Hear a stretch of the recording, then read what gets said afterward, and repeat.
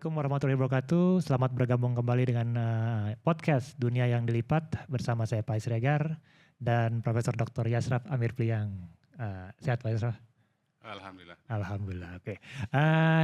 Episode kali ini kita masuk ke membahas tentang kelanjutan sebenarnya di episode sebelumnya, yaitu kalau kita sebelumnya membahas tentang tanda, maka kemudian kita membahas tentang melampaui tanda atau hypersemiotik bahasanya, bahasa teoritisnya begitu. Nah, jadi kalau di sebelumnya itu kita apa sih tanda itu, kemudian bagaimana kita memahami tanda, apa sih kegunaan mengetahui tanda, ilmu apa yang mempelajari tanda, dan kemudian siapa dia tokoh-tokohnya. Maka kali ini kita akan membahas bagaimana tanda itu menjadi sesuatu yang sifatnya hyper istilahnya, atau melewati realitas dari tanda itu sendiri. Nah itu saya akan ke Pak Yasraf untuk membantu kita menelusuri medan tanda ini Pak. Jadi apa sebenarnya Pak dari hyperrealitas itu Pak? Maaf, hypersemiotika. Ya, jadi kalau tadi semiotika itu kan ilmu tentang tanda ya. Hypersemiotika artinya ilmu tentang tanda yang hyper. Hyper itu melampaui. Nah kita kembali sebetulnya pada fungsi tanda atau fungsi bahasa. Kalau kita pelajari, sebetulnya fungsi bahasa itu atau fungsi tanda kan sama saja ya. Fungsi tanda itu adalah merepresentasikan realitas sebagaimana adanya. Ya. Nah artinya ada pas foto saya, ada wajah saya. Fungsi pas foto saya kan merepresentasikan, mewakili, menggambarkan wajah saya. Pas foto itu tanda, wajah saya itu adalah realitasnya. Jadi fungsi tanda yang alamiah itu adalah bagaimana tanda itu menggambarkan dunia realitasnya. Ada gambar saya, pas foto saya ya, itu tanda, dan ada wajah saya sebagai realitasnya. Nah itu adalah fungsi tanda di dalam semiotika atau fungsi bahasa di dalam semiotika, sama saja begitu. Tapi kalau kita bicara sesuatu yang melampaui artinya ada masalah nih. Yeah. Ada masalah pada tandanya atau ada masalah pada realitas yang direpresentasikan oleh tanda itu. Salah satunya barangkali atau malah kedua-duanya ada masalah di situ. Nah di situ kita berbicara mengenai tanda yang melampaui. Bisa dalam pengertian tanda yang melampaui realitas atau tanda sudah terputus dari realitas yang direpresentasikan. Jadi tanda itu tidak lagi mewakili dunia kenyataan begitu kan. Yeah. Itu disitulah kita mulai berbicara tentang apa yang disebut di dalam buku saya ini ya. Di dalam buku saya ini saya menyebutnya dengan istilah hyperrealitas. Menggunakan satu konsep dari pemikir Prancis, Jean Baudrillard. Jadi kurang lebih itu mengapa konsep hyperrealitas ini diperlukan. Nah, kalau kemudian yang dimaksudkan kemudian dia melampaui realitas fisik itu seperti apa Pak? Apakah kemudian dia diciptakan atau kemudian dia dimediasi oleh sesuatu yang teknologi misalkan atau jadi bagaimana sebuah tanda itu melewati realitas fisiknya itu Pak? Benar sekali. Jadi sebuah tanda itu bisa menjadi hyper kalau ada peran teknologi di dalam tanda ya. Khususnya teknologi informasi atau teknologi informasi digital. Apalagi sekarang kan AI ya, artificial intelligence. Nah intinya hyperrealitas itu, hyperscience terutama, hanya bisa berkembang bila ada peran teknologi di dalam tanda. Teknologi itu yang membuat hubungan antara tanda dengan realitas menjadi bermasalah. Kita ambil contoh ini ya, misalnya kalau kita nonton film Avatar, kan kalau tadi kita mengatakan ya, apa fungsi tanda? Fungsi tanda itu kan merepresentasikan, mewakili, menggambarkan substitusi dari realitas. Yeah. Ada tanda, ada realitasnya. Nah, kita mengingatkan kita kembali pada ini ya, pada fungsi fotografi analog. Oke. Ya kan? Nah, kalau kita bicara fotografi analog, artinya kan foto itu hanya bisa bekerja kalau ada realitasnya yang ada sesuatu sebagai realitas. Kan foto analog kan bisa hanya bekerja kalau ada gelas ini misalnya ya. Yeah. Maka nanti bisa membuat foto gelas begitu. Yeah. Tapi kalau gelasnya tidak ada, kan tidak akan ada foto. Yeah, ada objeknya gitu Pak ya. Harus ada objeknya baru foto bisa bekerja gitu. sama juga harus ada realitas baru tanda bisa bekerja ya. Ya. Nah kalau hyperrealitas ini belum tentu perlu ada belum tentu ada realitas agar tanda tuh ada gitu kan ya. Jadi nggak ada realitasnya pun tanda tuh bisa ada. Oke. Nah disitulah ada peran teknologi di dalam mengadakan yang tadi tidak ada itu begitu. Kalau kita ambil contoh film Avatar ini ya, kita ambil salah satu scene ya di dalam film Avatar itu salah satu gambar lah, gambar sebuah bukit yang mengapung, floating gitu kan ya, bukit itu mengapung. Nah pertanyaannya, apakah gambar ini menandai mewakili satu bukit yang sebenarnya di dalam dunia kenyataan? Kan tidak ada bukit seperti itu. Bukit ngapung gitu ya? Bukit mengapung itu kalau ada, saya mau bayar 1 miliar lah, bayar untuk wisata ke sana ya. Buat staycation gitu ya. Gitu. Tapi kan tidak ada gitu. Tetapi gambarnya ada kan ya. Betul. Gambarnya ada. Nah jadi di sini kan artinya apa? Teknologi digital, teknologi informasi digital itu bisa menghasilkan sebuah gambar yang tidak ada realitas yang sebenarnya begitu. Nah disitulah dimulainya pengertian realitas atau tanda yang melampaui tadi. Tanda yang melampaui itu artinya apa? Tandanya ada, tapi realitasnya tidak ada begitu. Iya. Ini kalau kita berbicara realitas dalam pengertian perseptual ya, dalam pengertian sesuatu yang bisa kita tangkap melalui mata kita, telinga kita, sentuhan kita dan sebagainya gitu. Itu tidak ada kan? Iya. Seperti itu. Nah berarti ada apa aja Pak selain perseptual itu? Berarti ada realitas yang sifatnya perseptual, kemudian ada tanda yang sifatnya apa lagi Pak? Ya tanda itu kan dikatakan merepresentasikan realitas kan bisa melalui berbagai moda ya. Moda itu artinya bisa melalui kata, bisa melalui ucapan, bisa melalui gambar, bisa melalui bau, bisa melalui rasa, bisa melalui sentuhan juga. Pokoknya segala sesuatu yang bisa kita tangkap melalui kemampuan indrawi kita. Iya. 5 indera kita gitu. Nah selama sesuatu kita tangkap melalui 5 indera kita itu, maka dia bisa dikatakan sebagai tanda. Oke. Selama dia memiliki satu makna ya. Nah di luar itu kan kita tidak di luar yang bisa kita tangkap dengan indera tadi itu, dia tidak berperan sebagai tanda atau belum berperan sebagai tanda. Nah, apa sih sebenarnya yang kemudian begini kalau saya kembali ke sedikit ke hal yang sifatnya aplikatif atau praktis gitu ya. Kalau kemudian di semiotika minggu lalu itu kita ada rujukannya gitu Pak ya, ada penandanya dan ada petandanya kan gitu. Yeah. Nah, tapi sekarang kemudian sesuatu yang menjadi rujukannya itu tidak ada di dunia realitas kita gitu kan ya. Dia hanya dibentuk atau dimediasi oleh sesuatu yang sifatnya digital atau teknologi informasi. Yeah. Apa hubungannya dengan informasi kemudian Pak? Gitu. Apa hubungannya dengan pengetahuan misalnya? Atau apa hubungannya dengan tanda itu sendiri gitu? Iya, artinya kalau kita berbicara pengetahuan ya, kan kita mengetahui sesuatu itu kan kalau tidak melalui indera kita, kalau tidak ya indera kita artinya kan kita baca, kita dengar, kita merasakan gitu ya. Itu kan kita mengetahui sesuatu kan melalui indera kita gitu kan. Nah, tetapi kan ada juga kita mengetahui sesuatu tidak melalui indera kita. Misalnya kalau kita mimpi, kan kita tidak bekerja indera kita dalam memahami mimpi itu. Bahkan tidak sadar gitu Pak. Bahkan kita tidak sadar ya, kita mimpi itu gitu kan. Tetapi mimpi itu juga tanda gitu. Nah, tanda ya. Cuman persoalannya yang tadi kita katakan ya, sesuatu berfungsi sebagai tanda bila dia bisa merepresentasikan realitas yang sebenarnya, dan itu bisa ditangkap oleh indera itu. Artinya kapan sesuatu bisa ditangkap indera? Ketika dia memiliki satu sifat material tertentu, misalnya begitu ya.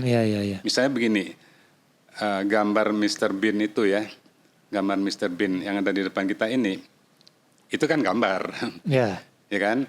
Nah, gambar itu kan hanya bisa ada kalau Mr. Bean-nya ada sebagai orang, sebagai manusia. Itulah fungsi tanda yang tadi sudah saya katakan. Terus kemudian, apakah kita bisa memotret mimpi? Tidak bisa sejauh ini, Pak. Sejauh ini kan belum Iya, bisa betul. ya. Nah artinya mimpi itu bukan bagian dari apa yang kita sebut realitas yang perseptual ya, si mimpi tadi itu. Nah dia mungkin juga menjadi tanda tapi di wilayah yang lain, di wilayah yang tadi itu, wilayah ketidaksadaran begitu. Tetapi sekarang kalau kita bicara semiotika yang melampaui ya, hypersemiotika itu, ya mimpi itu sekarang bisa quote and quote itu bisa ditangkap oleh teknologi ya. Iya. Atau bisa direkayasa, bisa dimanipulasi, bisa dikonstruksi apapun namanya oleh teknologi. Iya. Sehingga seakan-akan hidup si mimpi tadi itu. Iya. Nah, disinilah kita berbicara tentang semiotika yang melampaui. Nah, gini kalau kita ke Mr. Bean ini Pak, kan ada karakter Mr. Bean dan ada kemudian si pemerannya gitu kan ya, siapa Rowan Atkinson kalau nggak salah namanya. Jadi kemudian tapi pemerannya itu ada, tapi karakternya kan nggak ada gitu Pak ya. Jadi kemudian si Mr. Bean sebagai sebuah tanda, dia tanda yang hyper gitu maksudnya Pak ya. Kalau Mr. Bean sebagai sebuah tanda bukan tanda yang hyper ya. Karena gambarnya ada, tapi Mr. Bean-nya juga ada. Jadi semacam simetris lah gitu ya. Iya. Gambarnya ada, Mr. Bean-nya juga ada. Dan hubungan alamiah tadi ya. Nah itu kalau Mr. Bean ya. Iya. Tapi kalau kita bicara misalnya seperti penyanyi Jepang ini Hatsune Miku ya. Iya. Hatsune Miku gambarnya ada. Bahkan gambarnya bisa nyanyi, bisa bergerak, bisa nyanyi, bisa gesturnya juga memiliki identitas sendiri ya. Bisa konser bahkan Pak ya. Bisa konser, bisa memenuhi request lagu gitu ya. Dia bisa itu kan, bisa komunikasi juga. Intinya sebagai tanda dia ada gitu. Tapi apakah realitasnya ada di luar sana ya? Iya. Di luar si Hatsune Miku ini kan tidak ada. Oke. Ya, maka dia tidak bisa dikatakan sebuah tanda yang alamiah tadi. Karena apa? Karena kenyataannya itu tidak ada. Ibaratnya pas foto saya ada, wajah saya ada. Kalau Hatsune Miku ini pas fotonya ada, tapi orangnya nggak ada gitu. Iya. Nah, disinilah tanda melampaui kenyataan. Jadi mungkin sebagai referensinya tidak ada di dunia nyata nih Pak kalau si Miku ini ya, karena kan kita kan nggak mungkin ketemu gitu kan si. Ya kita nggak akan ketemu Miku jalan di mana misalnya di Pasar Dago gitu. Tapi kalau kembali ke Mr. Bean tadi mungkin kita bisa ketemu pemeran Mr. Bean ya walaupun dia tidak jadi Mr. Bean kan gitu, setidaknya ada bagian yang terrepresentasikan referensional ya. Iya. Memang istilah referensi itu menjadi sangat sentral di sini. Oke. Referensi atau rujukan lah gitu ya. Tapi mungkin lebih baik referensi lah ya. Iya. Jadi kalau kita berbicara mengenai referensi itu kan saya menggambarkan gambar pohon. Misalnya. Nah, gambar pohon saya itu merujuknya ke pohon yang mana? Pohon yang mana itu adalah referensinya gitu kan. Iya betul. Kalau saya menggambar pohon di depan rumah saya, artinya pohon di rumah saya itu yang menjadi referensi dari gambar itu. Beda kalau kata pohon di kamus ya. Kata pohon di kamus itu merujuk ke seluruh pohon yang ada begitu kan. Nah, persoalan referensi itu tadi yang menjadi masalah ketika kita tadi berbicara mengenai Hatsune Miku ya. Tidak bermasalah kalau kita bicara Mr. Bean, iya kan? Ada Mr. Bean, referensinya apa ya, wajah Mr. Bean yang sebenarnya, gitu kan? Nah kalau Hatsune Miku tuh tandanya ada, terus referensinya menunjuk Hatsune Miku tuh tinggal di mana, rumahnya mana, kan nggak bisa kita menjelaskan. Iya betul Pak. Lahirnya kapan gitu ya? Lahirnya kapan? Ada akte. Ibunya siapa gitu kan? Iya. Nah. Jadi kemudian ketika ada gambar gitu ya, atau ada tanda lah gitu yang tidak ada referensinya di dunia nyata, dia itu apa yang informasi apa yang kita dapatkan? Maksudnya begini, Kalau saya melihat pas foto Pak Yasraf di kartu tanda pengenal gitu ya, mungkin di KTP, atau saya melihat foto saya sendiri di KTP, di ID card gitu. Oh ini referensinya Pak Yasraf, ini referensinya saya kan gitu, ini referensinya siapa. Nah, ada bentuk informasi yang bisa saya lihat di gambar tersebut, di tanda tersebut, yang bisa saya gali di referensinya. Nah, kalau tidak ada referensinya, informasi semacam apa, terus pengetahuan semacam apa yang bisa kita gali, Pak? Karena kan nggak ada gitu kan. Realnya kan nggak ada, maksudnya dalam konteks itu kan gitu. Ya, kalau dalam teorinya, ini kita bicara teori ini ya. Ya. Kalau dalam teorinya hipersemiotika itu namanya itu seperti asonemiku itu, referensinya dirinya sendiri gitu. Kan ada istilah tadi representasi ya. Iya. Fungsi tanda itu kan mewakili, fungsi tanda itu merepresentasikan, fungsi tanda itu menunjukkan atau menggambarkan. Nah, asonemiku itu nggak bisa pakai itu, nggak bisa pakai konsep itu gitu ya. Karena apa? Kalau pas foto saya merepresentasikan wajah saya. Kalau asonemiku itu merepresentasikan apa? Iya. Tidak ada selain dari dirinya sendiri. Makanya dia disebut dia merepresentasikan dirinya sendiri. Dia mewakili dirinya sendiri. Jadi misalnya begini ya, saya bikin konser di sebuah tempat di Bandung. Iya.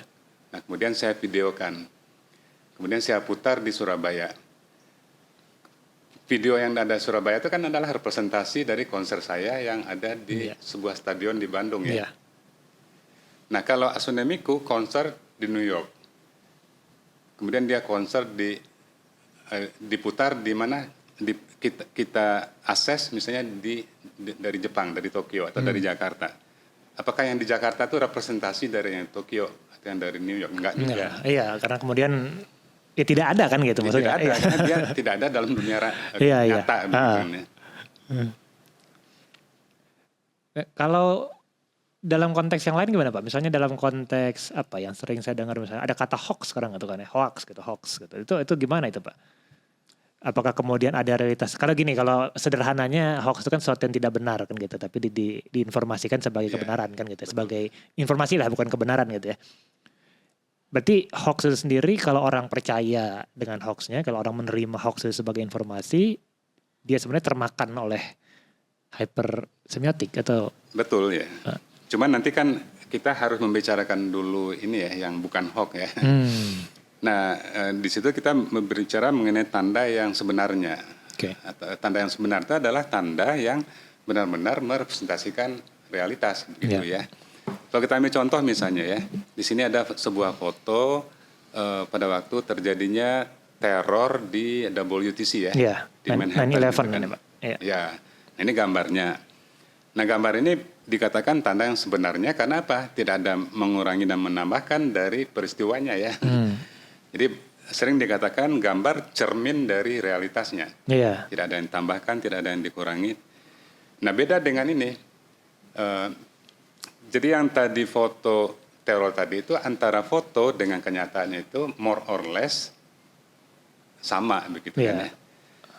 Tapi kalau kita lihat gambar seperti ini ada sebuah gambar di sampul majalah Spy kalau tidak salah ya. Di sini digambarkan Hillary Clinton, istri mantan Presiden Amerika Bill Clinton ya. Betul Pak.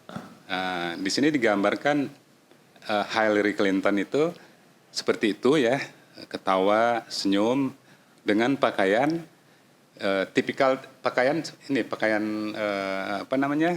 wanita tunasusila. Jadi Bill Clinton berpakaian wanita tunasusila. Kurang lebih kan bermakna Bill Clinton adalah pelacur, kurang lebih begitu ya. Hillary Clinton ya Pak ya? Hillary Clinton ya, bukan Bill Clinton. Iya. Nanti jadi hoax gitu. Kalau Bill Clinton pelacur itu hoax itu. Iya itu, hoax di atas hoax itu. Nah, kalau Hillary Clinton ini, kan dikonotasikan sebagai politikus pelacur begitu kan, sehingga ditampilkan gambar seperti ini. Tetapi apakah gambar ini merepresentasikan realitas? Nah, ternyata kalau kita gali ya gambar ini, ternyata itu kan kepalanya Hillary Clinton digabung melalui teknik komputer lah, komputer grafik digabung dengan badannya pelacur. Jadi kepala Hillary Clinton tuh gambarnya itu natural ya. Iya. Jadi kepalanya memang ada gitu. Iya, iya. Badan pelacur itu sebagai gambar itu juga natural, badan pelacurnya memang ada. Iya, iya. Tapi kalau kita pakai matematik ini ya, Iya, iya. kepala Hillary Clinton ditambah dengan badan pelacur, apakah itu Hillary Clinton? Tidak, Pak. Tidak kan Iya. ya. Nah sehingga gambar ini tidak merepresentasikan realitas. Karena di luar gambar ini Hillary Clinton bukan begitu ya. Iya, iya. Nah, tadi yang kita katakan di sini peran teknologi, walaupun teknologi sederhana ini ya, Iya. cropping dan segala macam Iya, kan betul. sederhana. Tetapi teknologi itu yang membuat gambar tercabut atau terpisah dari realitas yang sebenarnya. Realitasnya tidak ada seperti itu begitu. Iya. Karena Hillary Clinton bukan pelacur gitu kan ya. Iya, dan ini tidak referensional gitu, tidak ada referensinya. Tidak ada referensi. Iya, Iya. betul. Iya. Nah, kita ambil contoh yang lain ya. Contoh yang lain itu, jadi intinya itu begini ya, kalau semiotika itu kan berbicara mengenai relasi antara tanda dengan realitas. Bisa jadi yang bermasalah itu adalah tandanya. Oke. Realitasnya itu tidak bermasalah itu kan. Seperti tadi Hillary Clinton yang bermasalah kan tandanya itu. Iya, iya. Gambarnya gitu kan. Tapi bisa juga yang bermasalah itu adalah realitasnya sendiri. Nah, kita ambil contoh yang lain ini. Ini di sebuah cover dari koran ini ya. Koran Daily Mirror di London ini Inggris. Ini koran terkenal ini. Iya. Menurut informasi yang saya dapat, koran besar ini juga kecolongan juga. Dia beli foto dari hunter gitu ya, fotografer. Iya, iya, semacam kalau selebritis paparazzi begitu, Pak ya. Iya, seperti paparazzi itu. Iya. Dia beli foto dari paparazzi itu, tapi kecolongan begitu ya. Dan dia pakai gitu kan. Nah, foto ini intinya menjelaskan realitas telah terjadi penyiksaan warga Irak oleh tentara Amerika di penjara Abu Ghraib, seperti yang ditulis dalam itu. Iya, iya. Cover tabloid itu, koran Iya. itu gitu kan. Persoalannya, apakah gambar tentara yang menyiksa warga Irak itu memang terjadi di Irak, di penjara Abu Ghraib? Ternyata informasi yang saya dapat ya, ternyata foto itu diambil, di setting di sebuah tempat di London. Oh, oke. Dan seakan-akan itu adalah Abu Ghraib. Jadi yang masalah kan realitasnya. Iya, iya, iya. Nah, karena realitas bermasalah, maka tandanya juga bermasalah begitu. Oke, iya, iya. Nah, lagi-lagi ini kan karena peran teknologi juga begitu ya. Iya, iya. Suka juga tanda itu bermasalah menjadi hyper itu ketika tadi itu ada gap ya antara tanda, antara gambar, antara kata-kata dengan realitasnya. Gap tadi itu bisa karena rekayasa komputer tadi itu. Tapi bisa juga gap itu karena ada gap waktu. Gap waktu itu bisa dalam pengertian ada sebuah gambar, kan gambar itu kan fungsinya menjelaskan realitas, menjelaskan fakta. Apalagi kan kalau gambar itu foto jurnalistik. Iya. Nah, foto jurnalistik kan menggambarkan peristiwa apa adanya di satu waktu tertentu kan ya. Iya. Tetapi di sini yang kalau kita lihat gambar di depan ini sebuah gambar ya. Barangkali terjadi 2 tahun yang lalu peristiwa kebakaran ini, atau dibakar barangkali ya. Jadi rumah dibakar terjadi 2 tahun yang lalu. Misal gitu kan ya. Mungkin tidak tepat waktunya ini ya. Kurang lebih lah Pak ya gitu ya. Kurang lebih 2 atau 3 tahun yang lalu. Iya. Peristiwanya dan difoto oleh media. Ini foto jurnalistik. Tetapi dipakai lagi oleh seseorang untuk menjelaskan peristiwa sekarang. Misalnya rumah tokoh DPR tertentu dibakar massa karena kecewa dengan Omnibus Law gitu kan ya. Oke, iya. Nah, ditampilkan di sini ini bukan media tapi media sosial. Oke, iya. Ya. Ditampilkan gambar seperti ini untuk menjelaskan peristiwa pembakaran tokoh DPR tadi itu. Padahal gambarnya adalah gambar 2 atau 3 tahun yang lalu gitu. Iya, iya. Untuk menjelaskan peristiwa yang lain. Nah, di dalam semiotika ini sering disebut dengan daur ulang ya. Gambar yang terjadi di waktu yang lampau didaur ulang untuk menjelaskan peristiwa sekarang. apakah foto jurnalistik ini menjelaskan realitas yang sebenarnya? Tidak kan? Iya. Jadi ada realitasnya ada gitu kan Pak ya, tapi bukan yang diceritakan gitu Bukan kan ya. yang diceritakan. Ya. Iya. Jadi satu tanda itu di-recycle gitu, didaur ulang untuk seolah-olah menjelaskan satu tanda yang lain gitu. Jadi tidak kalau Iya, betul. Ini sering terjadi di ini ya, di media sosial, bahkan juga di media massa ya. Beberapa tahun yang lalu misalnya ditampilkan video orang-orang Palestina riang gembira turun ke jalan karena mengalahkan tentara Israel gitu kan ya. Padahal ditelusuri ternyata orang Palestina riang gembira karena ini kemenangan, bukan kemenangan perang gitu kan. Iya. Katakanlah kemenangannya di olahraga begitu. Nah, dipakai untuk menjelaskan perang. Iya. Di waktu atau tahun yang berbeda. Iya. Nah itu kalau untuk ini gimana Pak? Maksudnya gitu, kita itu kan ini sepengamatan saya saja ya. Jadi kemudian pengguna pembaca, pendengar, pemirsa dan pengguna sosial media itu kan semakin pendek ininya Pak. Semakin cepat dan semakin pendek keinginan mereka untuk mengetahui sesuatu, pengetahuannya. Kalau bahasa Inggrisnya the span gitu ya, span of attention-nya semakin pendek gitu. Nah jadi kemudian apa yang mereka terima harus bisa disimpulkan detik itu juga gitu kan. Kalau saya nerima foto ini, keterangan itu diterima gitu kan gitu. Atau mungkin kalau di sosial media ada istilah clickbait sekarang gitu. Jadi judulnya apa, fotonya apa, atau isinya apa kan gitu lah. Nah itu bagaimana itu Pak kalau kita setidaknya secara mendasar untuk memfilter segala jenis informasi, segala jenis berita atau visual yang bukan, ya kalau seperti ini kan fotonya kan ada peristiwanya tapi kan ceritanya berbeda. Nah itu untuk menjembatani pemahaman yang benar lah gitu atau yang baik itu seperti apa Pak? Pertanyaan berat ini ya, Pak, ya? saya harus minum dulu. Oh iya jangan Pak, itu muknya bagus Pak, silakan. Kapan lagi minum dengan muk ITB? Iya itu. Ya itu memang ini ya, mengapa teori hypersemiotika ini diperlukan ya, karena banyak sekali tanda-tanda di zaman sekarang itu yang mengarahkan kita pada disinformasi. Iya. Sehingga sekarang itu kan boleh dikatakan, ya banyak sekali kan buku-buku yang bicara mengenai post-truth ya, post kebenaran begitu kan, pasca kebenaran. Nah artinya apa? Pasca kebenaran itu adalah tidak lain bagaimana tanda-tanda itu dimanipulasi sehingga bukan menggiring kita pada informasi, tapi menggiring kita sebaliknya. Dilencengkan pada disinformasi begitu kan. Kalau kita bicara mengenai hoax kan sama saja.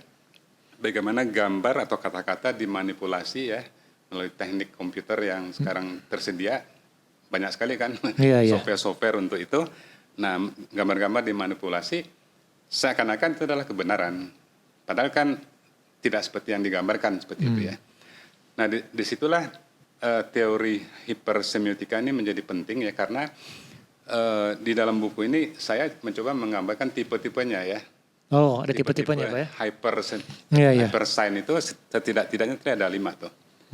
Jadi kalau kita melihat misalnya disinformasi atau melihat misalnya seperti fenomena hoax itu, nanti bisa kita lihat masuk kategori mana tuh si hoax tadi. Apakah recycling, apakah tanda yang palsu, apakah tanda yang menipu, tanda yang berlebih-lebihan ya, superlatif, hyperbol dan sebagainya.